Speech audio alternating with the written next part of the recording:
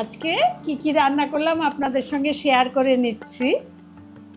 এই যে দিয়ে দিচ্ছি ভাত, ভাতের সঙ্গে দিচ্ছি কাঁচা পেঁয়াজ, লেবু আর লঙ্কা, দিয়ে দেব কচু বাটা। এটা কিন্তু কাঁচা কচু বাটা না, এটা হলো সেদ্ধ করে মানকচু বাটা।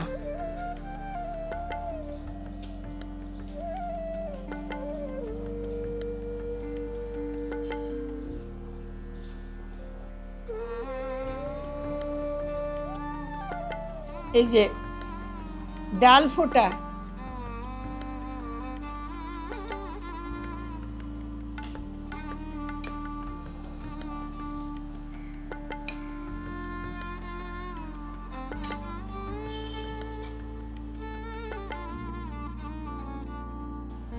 এই যে পাঁচ তরকারি, নিরামিষ তরকারি, ঘ্যাটও বলি এটাকে।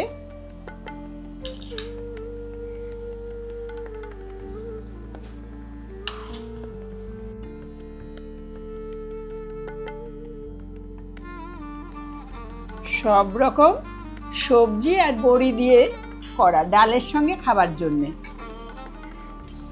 এই যে এটা আমার মামাসি কিচেনের রেসিপি, রথযাত্রা উপলক্ষে পাঁপড়ের ডালনা। একটু অন্য পদ্ধতিতে করা, সাধারণ পদ্ধতির বাইরে গিয়ে। তো এই পাঁপড়ের ডালনাটা দিয়ে দিচ্ছি।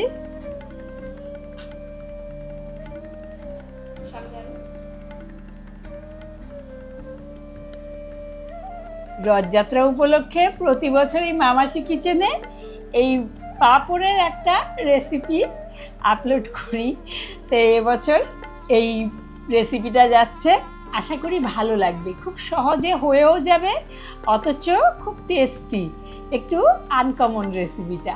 নিরামিষ রেসিপি আপনারাও রথের দিনে করতে পারবেন, ট্রাই করে দেখবেন। এমনি ঘরোয়া খাওয়াতে বা বাড়িতে কোনো বাজার না থাকলে সেই দিনে আপনারা এই রেসিপিটা করে দেখবেন, ভালো লাগবে।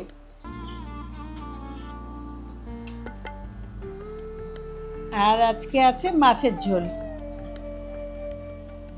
এমনি পাতলা বড়ির ঝোল।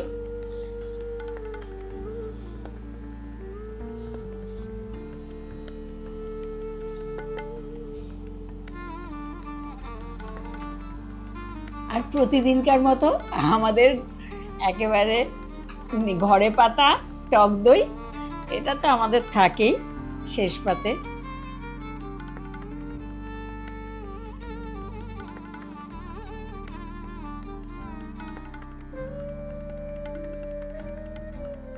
কদিন একটু জল জলে হয়েছিল না, দুদিন, তাই এই ছাঁচটা পাল্টিয়েছি।